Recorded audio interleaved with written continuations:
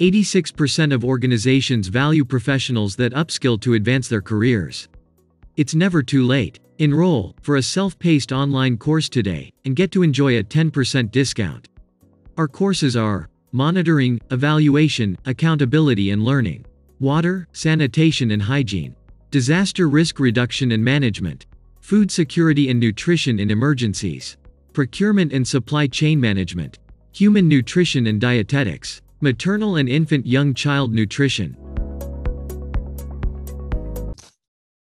Hello everyone once again, and welcome to today's webinar. Today's webinar is on monitoring, evaluation, accountability and learning.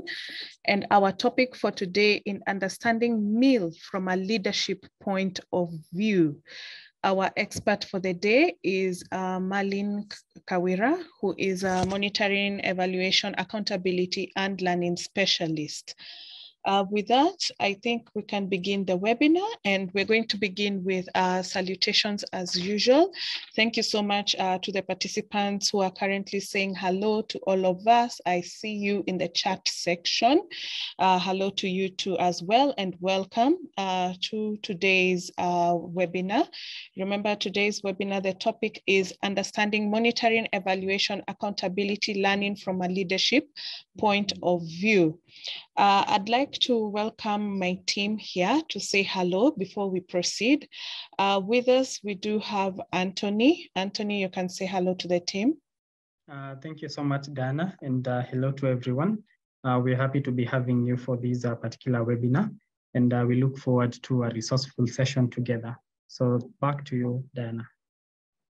Thank you so much, Anthony. We also have Sheila, who is with us. Hi, everyone. As you've heard, my name is Sheila, and I do look forward to a very interactive session. Welcome. Thank you so much, Sheila. We have our expert with us, Marlene. Marlene, you can say hello to the team as we proceed. Hello, hi, everybody. I hope you are all well. My name is Marlene. I am a humanitarian development expert. I look forward to an interactive session today, and we hope that it is going to be informative and helpful. Thank you. Thank you so much, Marlene. And my name is Diana. I'm the Academics and Training Coordinator here at Humanitarian Global and your moderator for the day. And on behalf of everyone else who's working behind the scenes from here, Humanitarian Global, I do send out salutations. I also extend salutations to those of us who are listening in from Facebook Live. Remember, you can also listen in from Facebook Live and equally engage with us throughout the webinar. Before we dive into today's topic on understanding MIL from a leadership point of view, I would like to mention just a little bit about our upcoming trainings. Allow me to just take a few moments to do so. So for the last quarter of this year, so for the last couple of months that are left in this year, we do have upcoming trainings as well. Remember, we are constantly having trainings and workshops here at Humanitarian Global, and some of them include social and behavior change communication, SBCC. We have a lot of trainings on data collection and analysis, which include data collection for humanitarians using Kobo Toolbox and Open Data Kit, as well as data analytics and visualization using SPSS and Power BI. In addition to that, we also do have a training on monitoring, evaluation, accountability, and learning. We do have those that are directly related to project management, which include leadership and project management for NGOs and development organizations. We have writing proposals and report writing for donor-funded projects, as well as fundraising and resource mobilization for NGOs. For today, allow me to focus on just two of these training workshops. So the first one is the monitoring, evaluation, accountability, and learning training workshop. And some of the topics you can expect to cover, some of the modules you can expect to cover include designing logic models. So remember, when it comes to MIL, logic models are quite fundamental, and learning how to design them, learning how to interact with them, learning how even they each interact with each other is a core part of this training. So you'll be able to learn about the theory of change, result framework, logical framework, which is also referred to as the log frame, and the monitoring and evaluation framework. Within M&E, there is a lot of data collection and analysis. So we are going to be learning more about the data collection using qualitative, quantitative methods, as well as data visualization and interpretation of the data that you do collect after you've done your monitoring and evaluation analysis. So after you've done that, we're going to be learning more about how to use this data that you've been able to collect and analyze, how it's used in adaptive management, in reporting as well. We're also going to be learning about evaluation designs and approaches, which is the different designs and the different matrices that are currently used in monitoring, evaluation, accountability, and learning. At the end of this training, you will receive a digital certification, which is certified by HPAS, which is a global organization that accredits organizations such as Humanitarian Global, which offer trainings in the humanitarian development and aid field. The dates for the upcoming trainings are: next week, we begin the in-person training, which is happening at the Humanitarian Global Training Center from the 23rd of October. This is next Monday. And the online workshop will happen from the 30th October to the 10th of November. This is 10 days, 2 weeks. That is 2 hours a day in the evenings. And this will happen virtually via Zoom, where you get to interact with a trainer via an online platform, which is similar to being in a classroom. The charges for both trainings, physical, is $750 and $500 for the online one. The other one I'd like to mention is data analytics and visualization using SPSS and Power BI. So these are two tools that are used in data analysis and reporting. So SPSS and Power BI, which are quite common within the humanitarian development and aid field.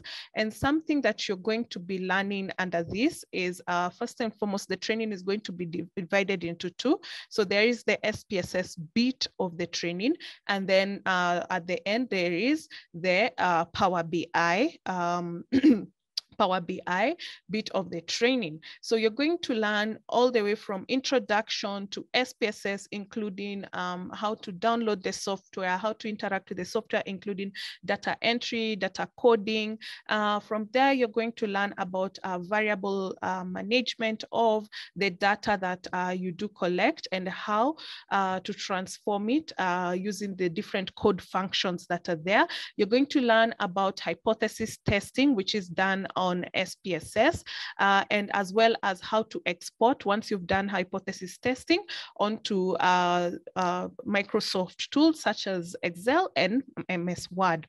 You're going to learn about descriptive statistics here as well.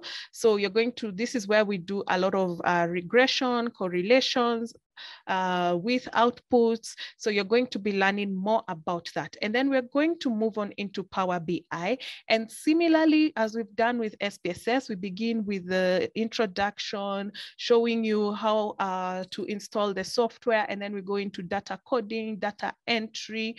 From there, we're going to learn how the dashboards interact, how to interact with the dashboards. This is using collaborative metrics, as well as how to visualize the different data that you do collect, as well as data mapping.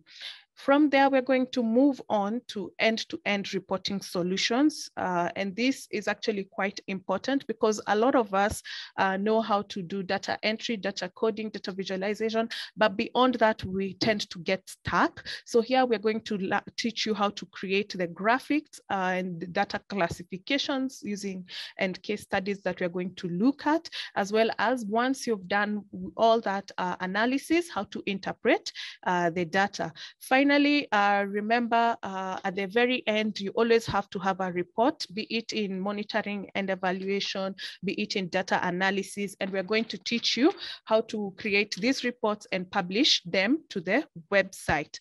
So as you can see, these courses are for anyone who might not even have any knowledge in SPSS, Power BI, or M&E, someone who's trying to get a foot into these fields. So because what we are doing here is progressive learning, where we begin with introduction and then build onto that. The dates for this training, this is, remember, this is data analytics and visualization using SPSS and Power BI. So the training dates are for the physical training, we have starting 30th October to 3rd November, which is 5 days that will be together at the Humanitarian Global Training Center here in Nairobi. The online one is from the 13th to the 24th of November.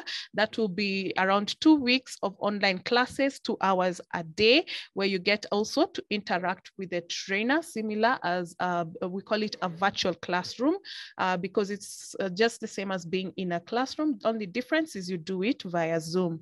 The charges for these trainings is $750 for the in-person training. This is the physical training workshop, and $500 for the virtual training, the online one via Zoom.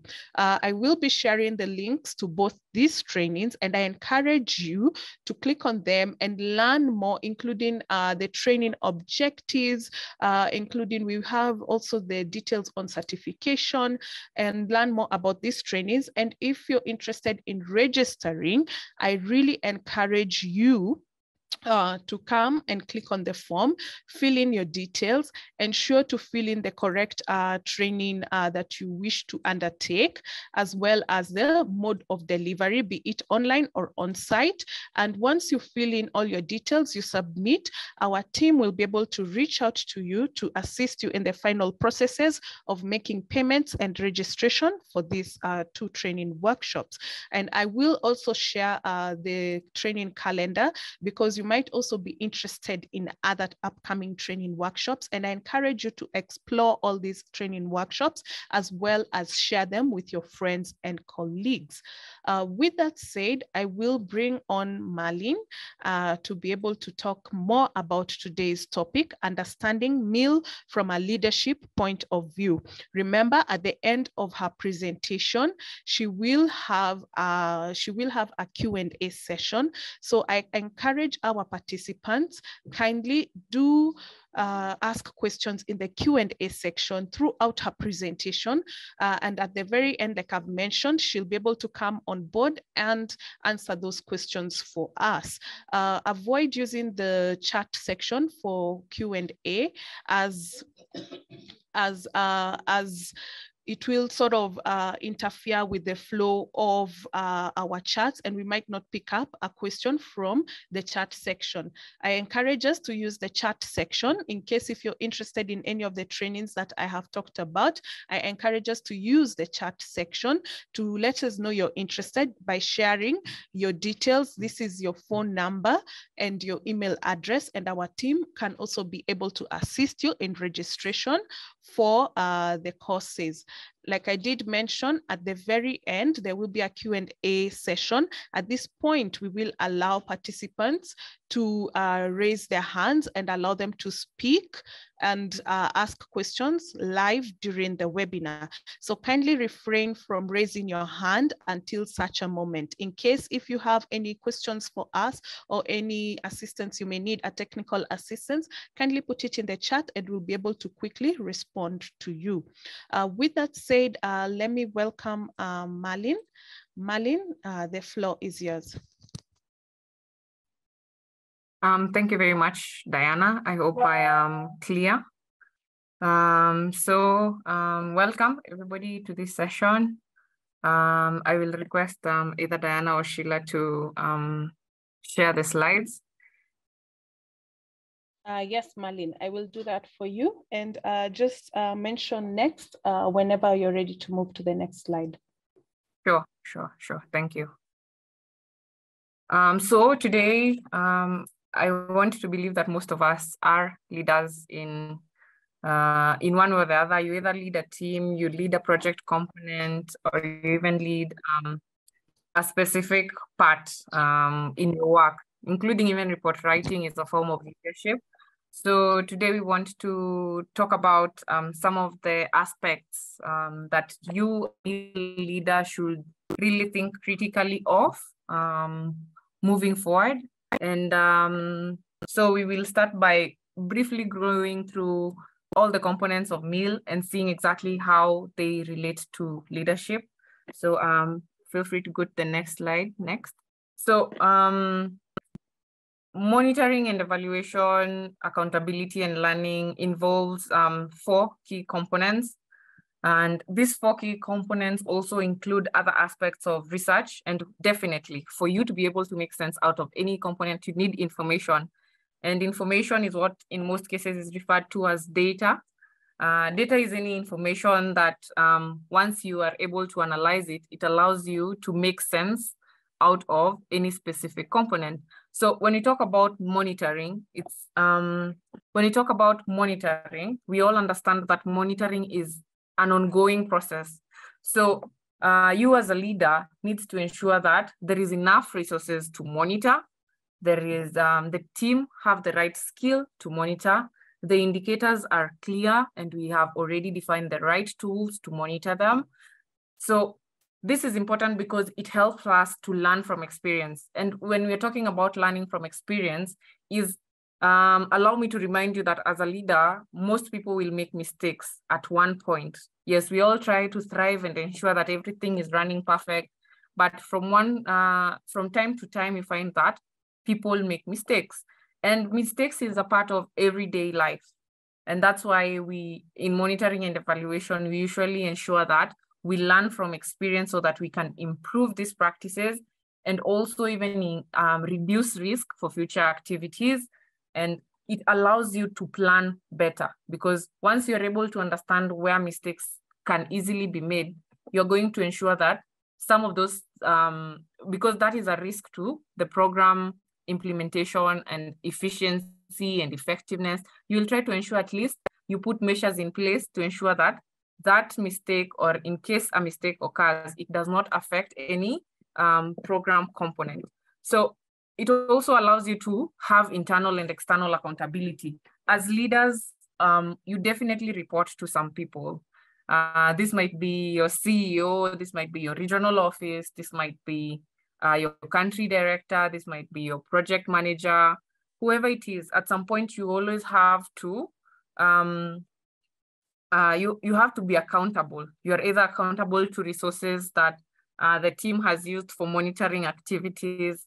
You're accountable for ensuring that information is protected, especially if it is sensitive. And you're also responsible for ensuring that the people who are making decisions have the right information to do so. So remember that monitoring also allows us to take informed decision on the future of the initiative. Once you have monitored and you have seen a specific pattern, it becomes easier for you to advise either the program implementation team or even your organizational management team. So it allows you to understand that if we do this, then there is a probability that we might achieve these results. And that's why we usually put targets, especially when you're creating your PMP or your monitoring and evaluation framework or plan. You always put some components that at the end of every, for example, at the end of every 3 months, you collect a certain information so that you can be able to see. And once you are so used to collecting that information over time, you are able to say that in future, there is a probability that you're going to do something specific. So moving on forward, remember that we monitor so that we can promote empowerment. Remember that you as a leader, your work is to ensure that everyone who is part of the program has an upper hand in understanding the way things are done, in understanding how they can contribute. Remember when we're always talking about participatory meal. Participatory meal, every component of meal is usually guided by a leader. So even if you are able to ensure that your beneficiaries are part of the monitoring process, it even becomes easier because they take it as their own. It builds ownership, because once you are able to show them exactly how to do some things like monitoring specific components of the program, they will be the first people to note if there are any risks that threaten the success of the project, and they will inform you of that. So you as a leader, your work is to ensure that these people that you're working with, the stakeholders, especially, this can be field officers, this can be volunteers at the field and beneficiaries. So you try to ensure that these people have the right tools and the right skills so that they can also contribute when it comes to participatory meal. So once you give them this information, they're able to know exactly when to look, where to look, how to look, and how to inform you. So you will find that once you engage them in that capacity, it becomes easier for you to even mitigate risk way ahead of time and even plan for future activities in a better way. When it comes to evaluation, you find that evaluation is, it's not something that happens almost on a day-to-day, like monitoring. It's something that takes a little bit of time. It can be 6 months, it can be 1 year, depending on the length of the project. And evaluation does not necessarily mean collecting a lot of data from a lot of people. You find that sometimes evaluation can be something small, like just sitting down with stakeholders and allowing them to give you feedback of how things are going in the field. It can be something simple as you have a few interviews, you have a focus group discussion, and sometimes you might even send like questionnaires to key people so that they can inform you on something specific. Then you use that data to determine exactly how far you are towards achieving the main goal. So you find that it helps you as a leader to plan. And even if, for example, some projects have a second phase, or some projects are usually duplicated. So you might be working in one community, and you find that this project has been very effective and you want to implement it in a different community. So you find that some of the information that you have been gathering over time about this specific project and some of the evaluation results will tell you if it is viable for you to replicate it and even customize it. So it will allow you to draw conclusions about its relevance, its effectiveness, its efficiency, its impact. And lately, most of the projects that we're trying to implement, we try to ensure that it is sustainable, meaning that we are able to do it now while we try to ensure that future generations, or even the future of the world, we try to ensure that it is going to have a ripple effect. Or sometimes even you find that you might even run itself. So you find that a number of projects that I have been part of continue to run way after even we finished the funding period. This is because we were able to build the capacity of the beneficiaries to run the program by itself. And that is always the work of the leaders. The leaders are the ones who are in a position to create the right programs that allow information and skill exchange that will also boost sustainability of projects. And that's why I usually insist on participatory meal, because participatory meal, one of its focus is information and skill exchange between all stakeholders. So once you are able to understand how important it is to build the capacity of not only you and your team, but also the other stakeholders, it becomes easier for you to even run the project. When we talk about accountability, and I believe accountability is one of the biggest issues when it comes to how we use resources, how efficient, how effective we do it, it is always important for us to remember that leaders always have to be accountable first. So you always have to be accountable to yourself first, then to your team, then to the project, then now to everyone else. Because at the end of the day, people always look forward, always look up to leaders to give instructions. They always look up to leaders to give support. They always look up to leaders to take their issues forward. to the management and all that. So accountability happens to be a very important part, especially when it comes to not only individual, but also departmental, organizational, and some of you also report to other offices. So there is a lot when it comes to accountability and transparency. And when we speak about transparency, it's always a point of being open. So you as a leader, how open are you to your team and also other stakeholders?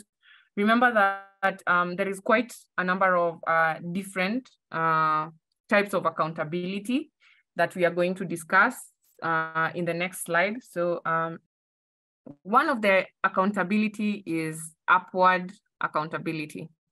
And just as the word suggests, upward accountability normally means the accountability of, for example, an organization to its public or private donors. So you find that when I say public and private, is because some of the projects that people run are funded by the government. Governments are like public. And then private donors can be corporates, can be even individual donors. Those now are private donors. But at the end of the day, upward accountability means being accountable to either someone who is giving you the funding or the support to run the project. So it can also include accountability to the countries. Some of you might be working in different countries. So it can also mean being accountable to the host government or regulatory bodies. A lot of us subscribe to a number of statutory policies, especially when it comes to the countries we are working with, to the codes of conduct, codes of conduct in the humanitarian field, especially in the aid field. Those are people especially who work in the humanitarian aid fields. You find that there is quite a number of codes that we subscribe to. So in some cases, you might find that upward accountability is being accountable to these organizations, human rights organizations like the UN, if you're dealing with any aspect of human rights. If you're dealing with children, you might find that UNICEF might have a little bit of policies that touch on your work. So that is upward accountability. And then there is downward accountability. And definitely, as the word suggests, this is when you and your organization, are, for example, being accountable to beneficiaries or partners. So you find that some partners, you might be funding them because maybe you might be in a consortium and you're the ones who govern the financial aspect. So you as a leader, it is your responsibility to ensure that these people have the right information and they have the right tools so that they can be able to ensure efficiency and effectiveness of that specific project. And then something else is you can also demonstrate sideways or horizontal accountability. So when we talk about sideways or horizontal accountability, so I was talking about sideways or horizontal accountability, right? So this means when you're accountable to either a sister organization or, for example, you're working in a coalition and you find that you have networks or partners who, from time to time, you might have to be accountable to. Remember that you being a leader means that maybe you are in an organization that has other departments with managers, and you find that it is important that you also, if you're working, for example, along the same project, you might find that you might have a project manager and you are the M&E managers. So both of you are managers. Sideways accountability might mean both of you being accountable to each other in terms of resources, ensuring that they have the right information that they need from your end, and vice versa. So another thing is self-accountability, and self-accountability is something that I mentioned while I was starting on explaining accountability. It means that members should be accountable to each other. But first of all, it begins with yourself. Are you able to do your roles in the way that is expected of you? Are you able to ensure that you have the right resources? Are you able to ensure that you're in the right headspace? there are so many things when it comes to self-accountability, because it begins with you so that you can be accountable to each other. Remember that being accountable means also as an organization, you have put measures in place to ensure that your activities are transparent and you are able to report to each other, inform each other, and ensure that you have the right information among each other. So self-accountability, as it says, is you start with yourself, then your team, and then your organization, so that you can be able to ensure that things are running efficiently. So as a leader, you are supposed to ensure that you have the right tools to ensure that activities are transparent and people have the right information when they need it, especially when it comes to M&D. Most of the information that we usually gather is used in decision-making. So it's important that you ensure that people have the right information and you're in the right headspace to make the right decisions and also lead your team. Next slide.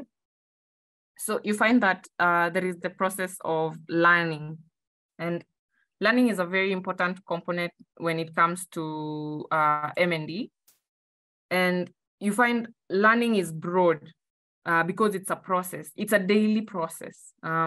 Day to day we learn. Even at the office, you learn more about how people react to certain things. That is also a part of learning, so that you know exactly how to interact with each other. Every day we are in a meeting, we are learning a component, we are gathering more information. So you find that learning should be very intentional. Even while you are in the meeting, you are in the field observing. You know, some people forget that observing is also a way of collecting data. Sometimes in the field, while we are going to monitor activities, you find that through observation, you're able to learn a lot about the beneficiaries. You're able to learn about the environment that you're working. You're able to learn about some of the policies that have been implemented within the community. So you find that there are quite a number of things that are very important when it comes to learning.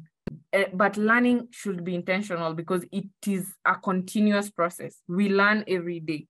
You might find that even beneficiaries might share with you information about their cultures, about how they do things, and that is also a process of learning. And in one way or the other, you might use that information to help improve a process or a project's ability to achieve its result.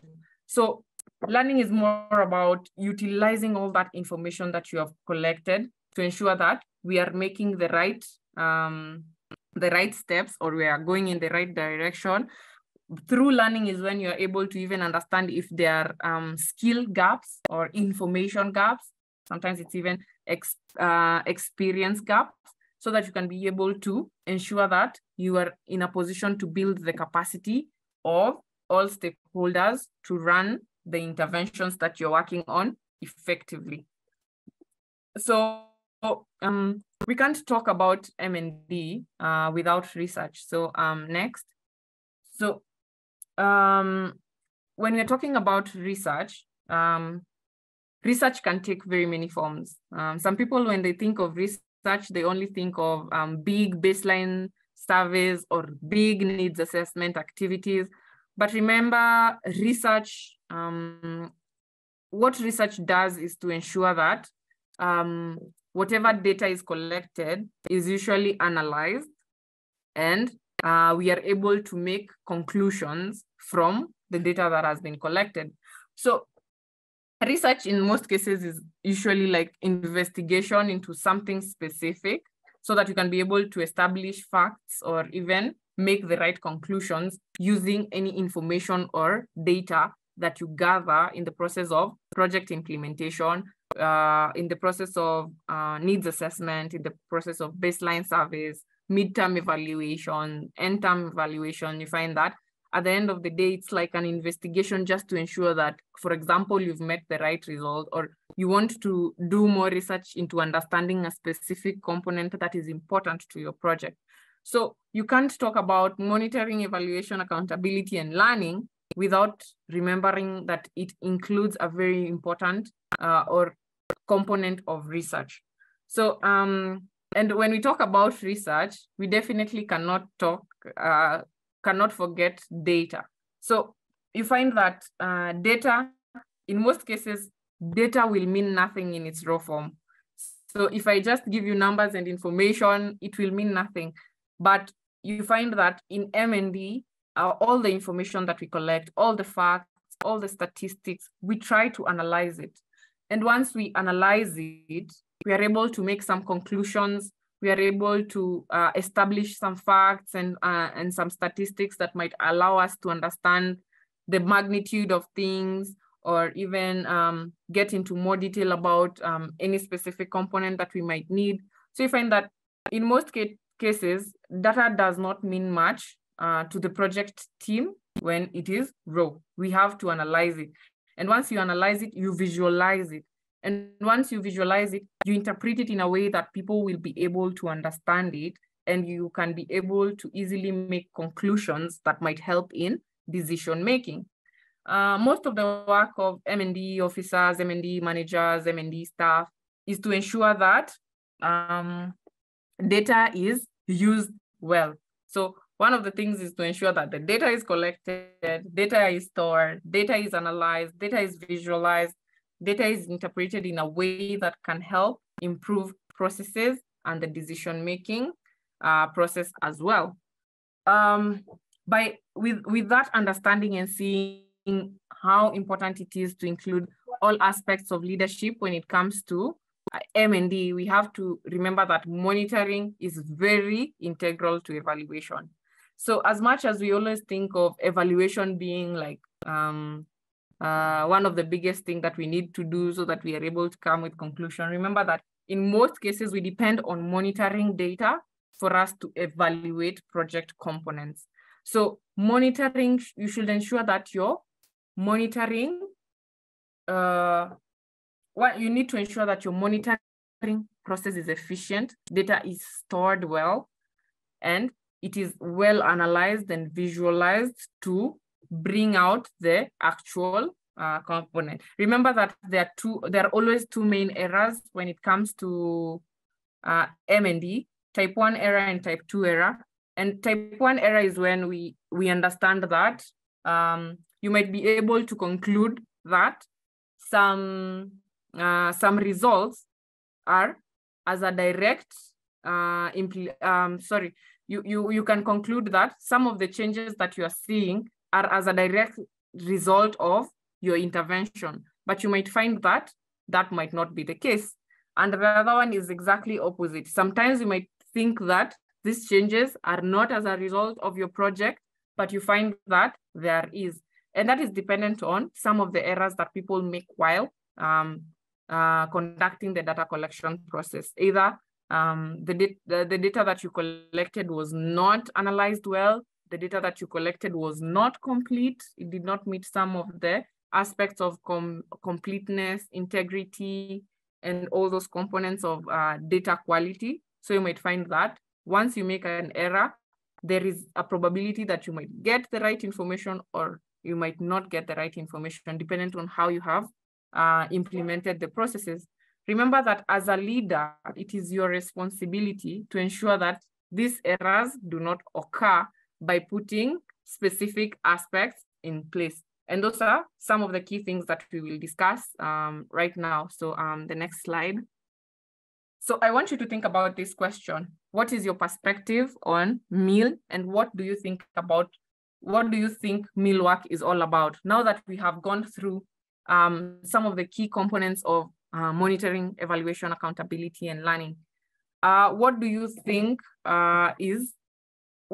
meal work is all about? Now that you have been able to understand that most M&D staff are usually leaders, or they will always end up in the leadership position in one way or the other. So today you might be an M&D officer, but in future, trust me, you're going to be an M&D manager and be in charge of a team. And even as an M&D officer, you are already in charge of a number of team members. So that already makes you a leader. Today, we are going to look at 6 key things in leadership and you personally. So it will be more about looking at some of the things that can help you think more about meal and your leadership and leadership aspect. So we're going to look at perspectives. We're going to look at the importance of curiosity. We're going to look at leadership in itself. We're also going to look at mastery. We are also going to look at accountability and growth. So on to the next slide. So when we talk about perspective, and we start by how do you perceive meal? So now we've just briefly gone through meal in, let me say, in detail. We've really tried to cover up some of the main things that govern monitoring, evaluation, accountability, and learning. So before you even think of what will be done in the field level, you have to think about how you as a person perceives meal. And I believe the reason even some of you are in this webinar today is because you find meal as a very important component of either project implementation, project management, or even project evaluation. Whatever it is, you have an idea of the importance of meal. So another thing you need to do as a leader is to ensure that you know exactly how your team perceives meal. So yes, you might be leading a team, but it might have very limited information about some of the processes that we have even talked about. You find that the way you perceive meal, and let this be also an avenue for you to start conversation in your team and ensure that you and your team are always on the same page. So, and that leads us to the next question. Are you all on the same page when it comes to meal processes? So you might find that some of you might be very aware of how you're supposed to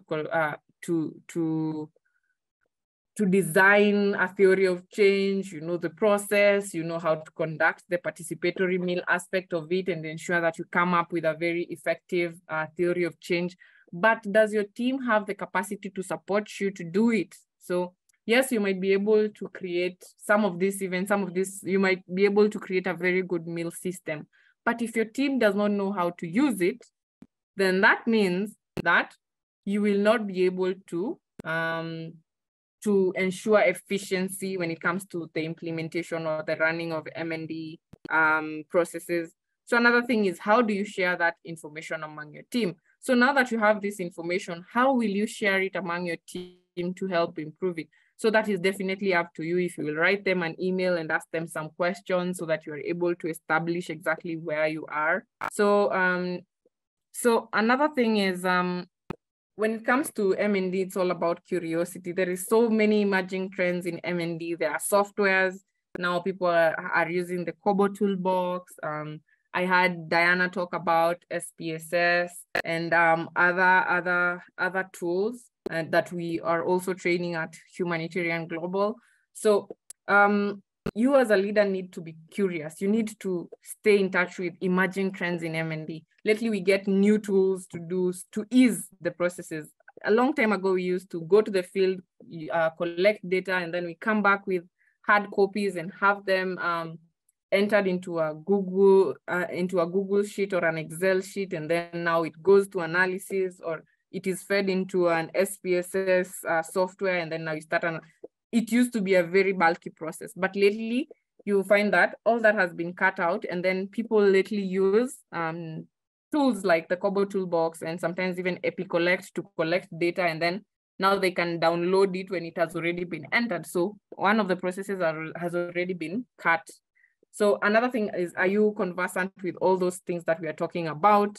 How often do you practice the things you learn? So yes, we learn so many things every day. Even right now, I believe you've been able to grasp a thing or two about M&D.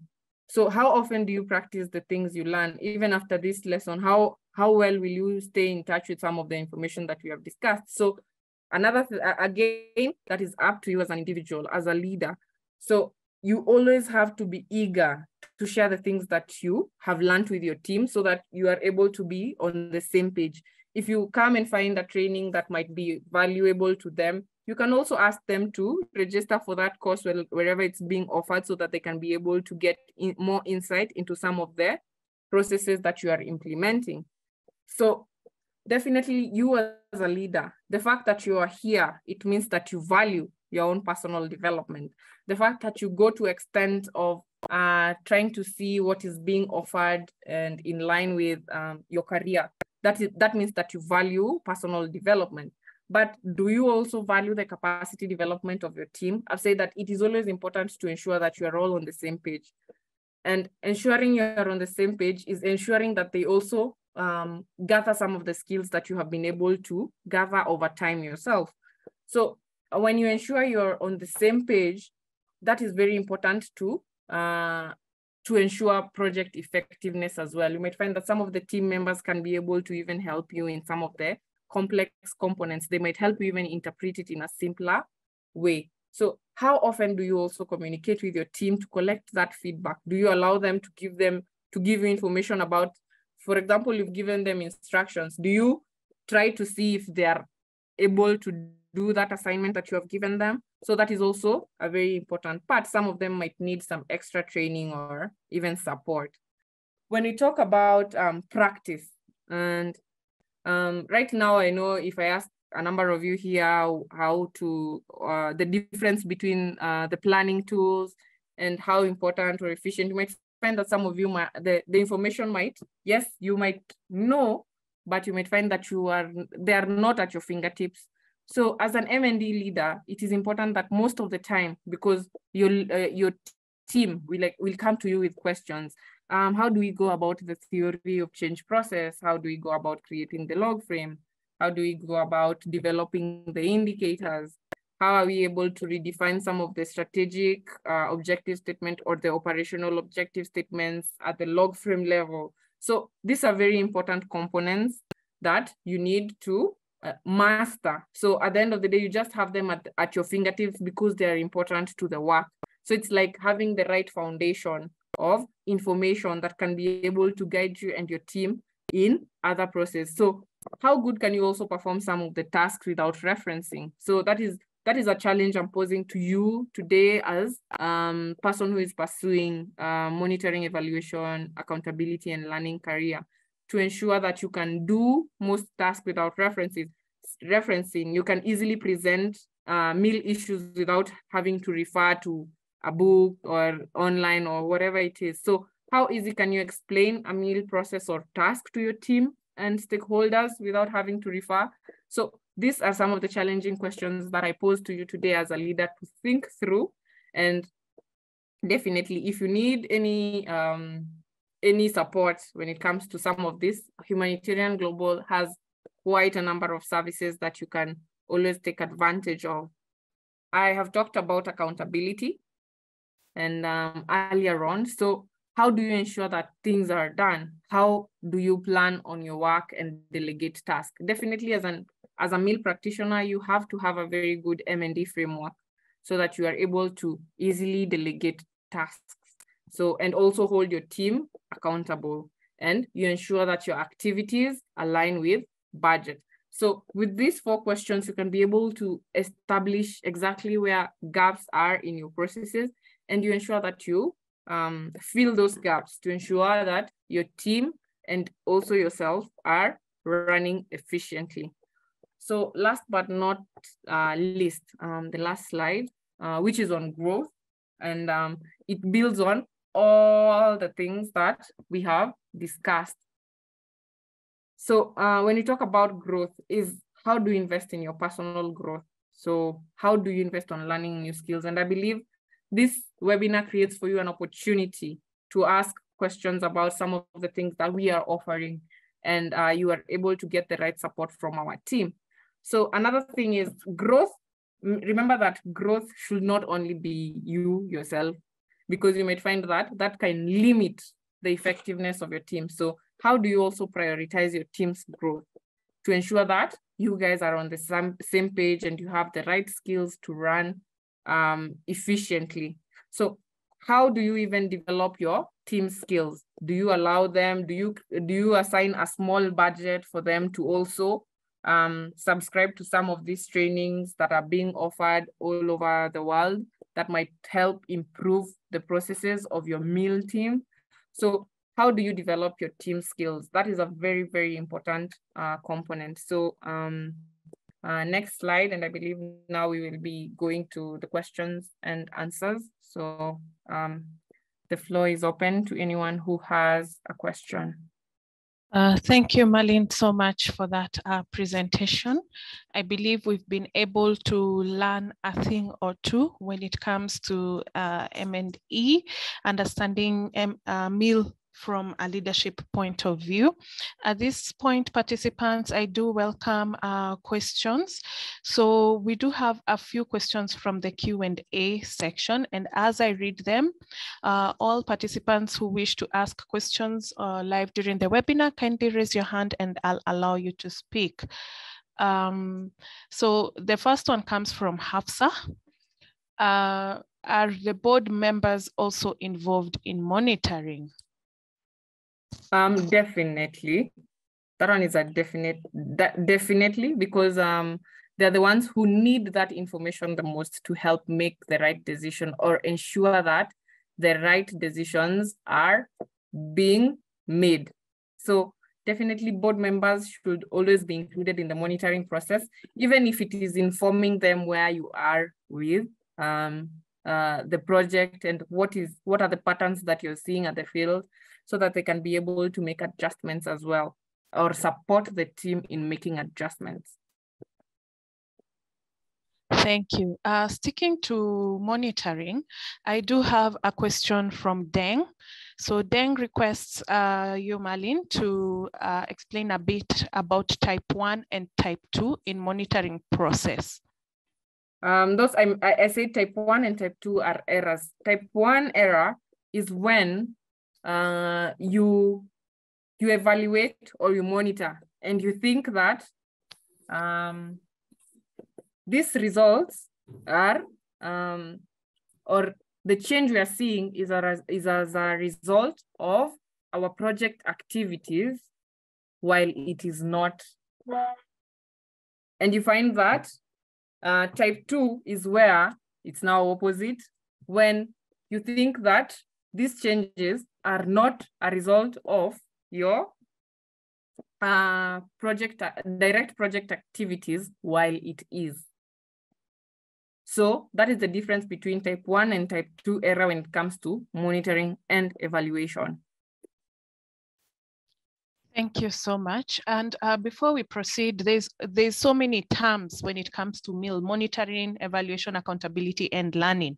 Abdullahi Mohammed asks if it's possible to describe accountability when it comes to MIL. What does accountability really mean? And that's why I brought in the issue of transparency. When it comes to accountability in monitoring and evaluation, accountability means being what can I say? Being responsible, or having the right, what can I say? Tools or measures in place that ensure that resources are used efficiently. People have the right information when they need it.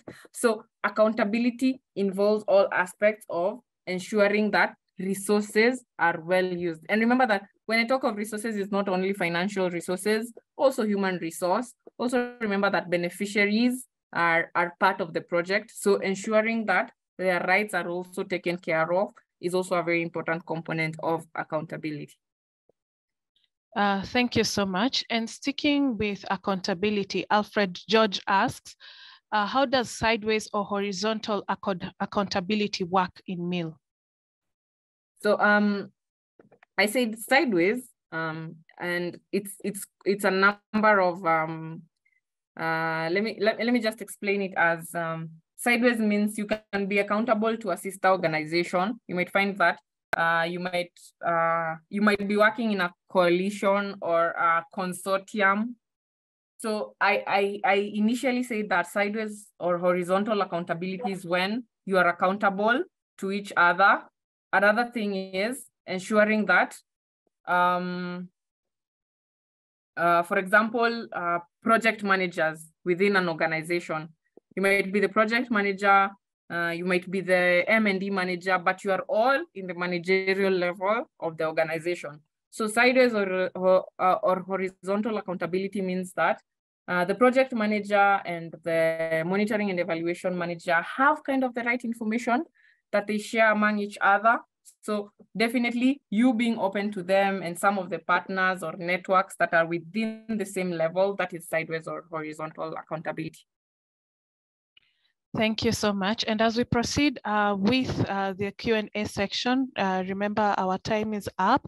So other questions will actually be answered in our community forum on Discord. This is Humanitarian Global Wave Forum. We will share the link for you to join our community forum where such discussions do take place. My next question is from Omer, who asks, do you think without MIL framework, we can still track and monitor a project? If yes, how do we do that? I don't think without a MIL framework, you can be able to monitor and track performance, because that is where exactly all those components are. That is where you are able to state the right indicators, how they will be monitored, when they will be monitored, who will monitor them, where will they be reported. So I'm not sure if you can, it is not advisable not to have a monitoring and evaluation framework in place. It's not advisable. So try to ensure you have one. Thank you so much for that clarification, Marlene. So the next question comes from Hussein. It's a bit lengthy. So Hussein asks, how do I plan to design, implement, and manage a monitoring and evaluation framework for a complex development project, ensuring that it effectively tracks progress, measuring outcomes, and provides timely insights to support evidence-based decision-making and project implementation? So this is on how can Hussein implement and manage a monitoring and evaluation framework and ensure that it's a success? So already, as Hussein has just said, first of all, you have to ensure that you design it first. So once you design it, you just, even if it is a complex project, that's why we usually develop the M&D framework, because in most cases, it has been used to monitor complex projects. So I will start by saying that you first need the right information to design it. And then now you manage it, because it's not even a matter of implementing. Once you have designed and implemented it, all you have to do is to ensure that the right people have access to it. They know exactly when they're supposed to collect that data and when.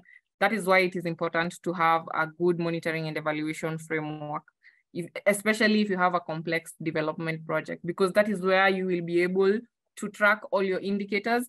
Because a good M&D a good monitoring and evaluation framework, which we have been training in our theory of change class, allows you to combine it with the indicator performance tracking table and ensure that those indicators are tracked timely, and there are people who are responsible to ensure that that is done. So first of all, you just have to design it. Before you even ensure that it works effectively, you have to ensure that you and your team have the right information to design, implement, and manage it, because it is a live document, meaning that it is usually updated almost every other time. It can be weekly, it can be daily, but that ensures that all that is tracked and in one place in the MIL system. Thank you so much, Marlene. And to add on to that, an anonymous attendee does mention that a project management framework can work, but not advisable. So that is why we also teach you the theory of change during our courses, because theory of change is not only used in program and project design, and it's also used in monitoring and evaluation. However, in monitoring and evaluation, you will need other frameworks, such as the log frame, to ensure that it is successful. With that, I have another question from James before we go to the live questions. So James asks, how could we ensure MIL is integrity remain accountable to the accountability and program contexts? I usually insist that that is the work of the leader. And as I said, then today we have discussed quite a number of leadership aspects that you need to look into. I will first say that it's usually the work of the leader to ensure that there are systems in place that ensure integrity, accountability, Remember, Pia, sometimes we collect very sensitive information, also ensuring that it is safe and will not bounce back to the beneficiary and cause them harm in one way or the other. That is always the work of the leader to ensure that all these aspects are put in place. Thank you, Marlene. And right now I want to ask participants who've raised their hands. We'll start with Timothy. Timothy, you can prepare, who will be followed by Daniel, as I take a question from Mercy. So Mercy does say, what are the recommended M&E frameworks? And like I did mention at the beginning, we always teach all M&E frameworks, the most common ones, and we encourage you to be able to learn these M&E frameworks. When you undertake a training with us, we'll teach you the theory of change, results framework, the log frame, also known as the logical framework, and then M&E frameworks. As someone who works in MIL, it's very important for you to grasp all these frameworks, because you will use them at different times throughout your monitoring, evaluation, accountability, and learning work. With that, I'd like to welcome Timothy. Timothy, you have your question, and then who'll be followed by Daniel as we wind up. Hello, can you hear me? Yes, we can, but it's very faint. Maybe speak up a little bit. Okay, can you hear me now? Yes. Yes. Okay, very good morning to you. My name is Timothy. So I understand that key performance indicators are very important in carrying out MIL projects, and sometimes in a project, and sometimes these key performance indicators are particular to a project. Now, but when we come down to organization, right, it's important that we prioritize. So my question is, what KPI should an organization prioritize when implementing the MIL system? Because I feel like when it comes to projects, it's unique. Then when it comes to organization, what is that KPI that they should prioritize to ensure that they have a good MIL system? So that's my question. Let me start by saying, in most cases, KPIs is something that is used in program management. When it comes to M&E, they become project indicators, key project indicators. That's what we refer to as. But when it comes to the performance ones, they're usually monitored on the performance monitoring plan, and that is, or performance management plan, which is a project management tool. When it comes to M&E, you have to develop the indicators that allow you to monitor progress or change. So you have to ensure that you know exactly the kind of change that you want to achieve at the end of the project period.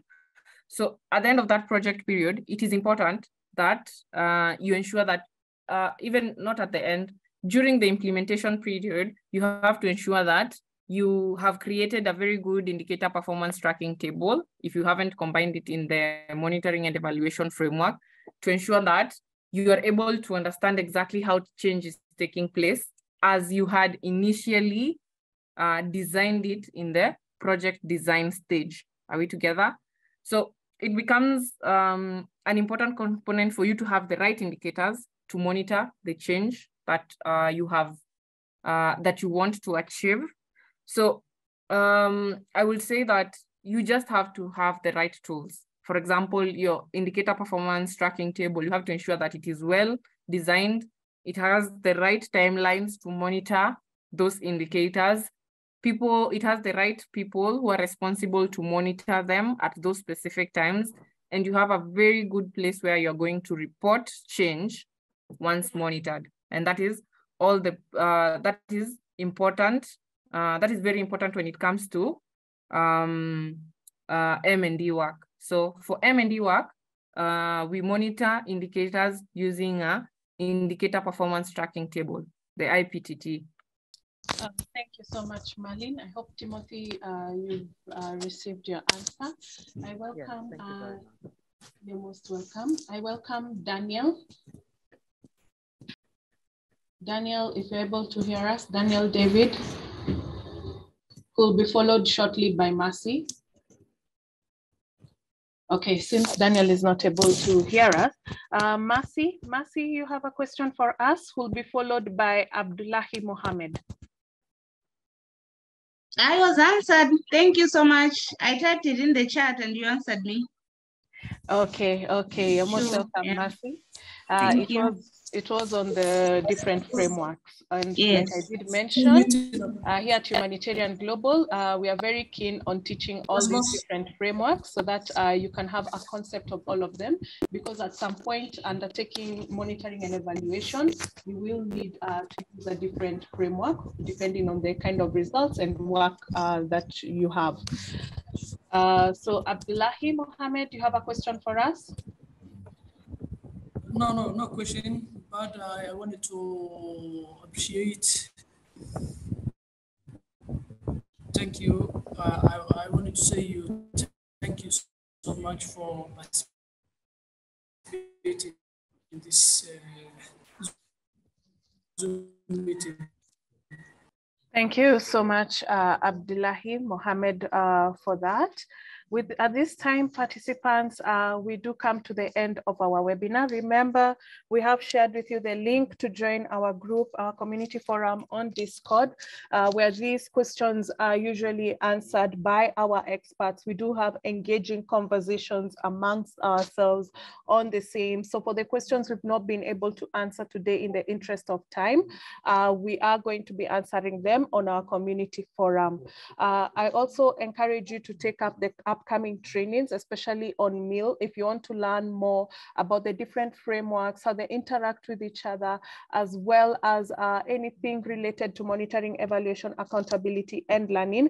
Encourage you to take up this training workshop. We have shared the links as well as details to register.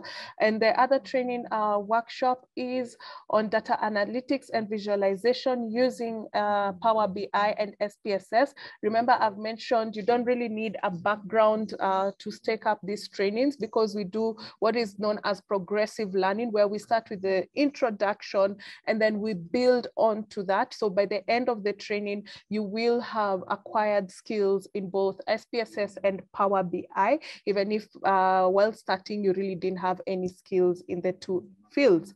With that said, I'd like to say a big thank you to all our attendees, especially those of us who've been quite engaging in both the chat section, the Q&A section, those of us who were able to come live on the webinar and ask questions. We do appreciate you for your continued support, for your continued interest in the webinars that we do have. Next week, remember, we'll also have another webinar every Wednesday, the same time. I encourage you to join. I do want to say thank you to Marlene, our meal expert today, who's been able to take us through quite a lot when it comes to understanding meal from a leadership point of view. I want to finally say thank you to the entire Humanitarian Global team, especially those who work behind the scenes to ensure the webinar runs smoothly, as well as it is shared live on Facebook. With that said, I bid you farewell, and I hope to see you next Wednesday for our next webinar. Attendees, feel free to exit the webinar at your own leisure. Goodbye. My name is Adam Mohammed. I am a humanitarian person and a farmer at the same time. I'm also a Nigerian.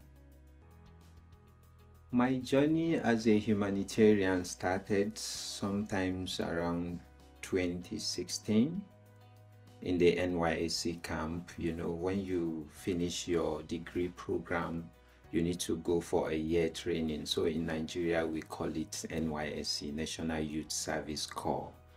So while at the camp, I have this staff of CUSO International. CUSO International actually is a Canadian humanitarian organization that is working towards ensuring no poverty and no equality among the community in all. So they approached the serving corps members at the camp, telling them to come and volunteer with the organization in providing services in certain communities that they will be posted to. At first, I wasn't interested because I am a farmer. Then I realized that there are several areas where I can render my service to. I can also render my service to youths, encouraging them to have a sustainable means of livelihood in agriculture. There and then, I key in, I applied, I became a volunteer. So after volunteering with KUSO International, I then had the interest of working as a humanitarian person. I worked with KUSO International for a year, and thereafter I moved for my second degree studies, Masters in Agricultural Economics at Ahmadu Bello University Zaria.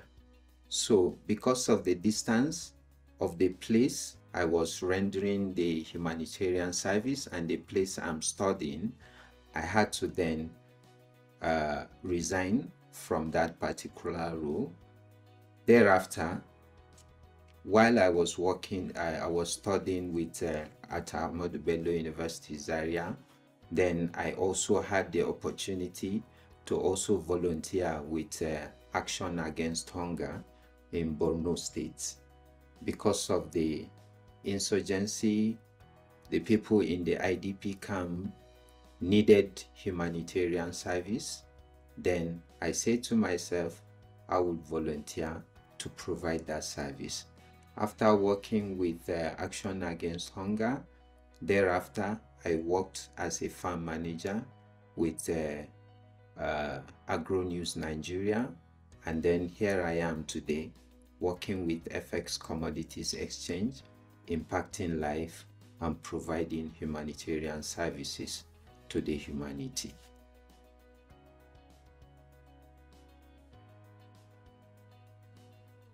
While volunteering with KUSO International and Action Against Hunger, Feed the Future and all that on other short projects, I then developed that inherent, will I say, likeness of providing humanitarian services to the entire humanity. Then one day I was sitting on my laptop checking through online. Then I decided, I said, no, I need to look at some kind of humanitarian courses that I would attend so I can enhance my skills and my ability to deliver more in the humanitarian sector. So I went online and then I was searching. There and then I came across Humanitarian Global, and then immediately I signed up. I checked the programs that they have. I looked at one particular program that attracted my attention, which is Monitoring, Evaluation, Accountability and Learning, MEAL in short. So I then applied for MEAL program.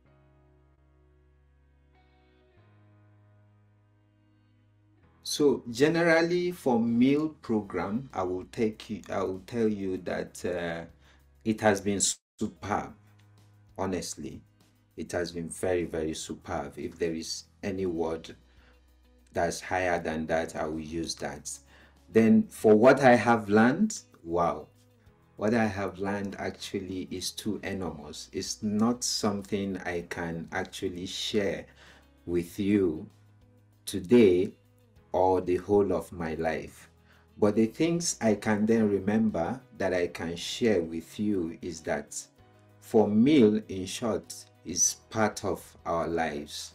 In everything you do, you have to monitor, you have to evaluate, you have to account, and you have to learn in everything that you do. If you don't learn, like the famous saying, they say, the day you stop learning, that is the day you start dying. So actually, meal program entails everything that one needs in life.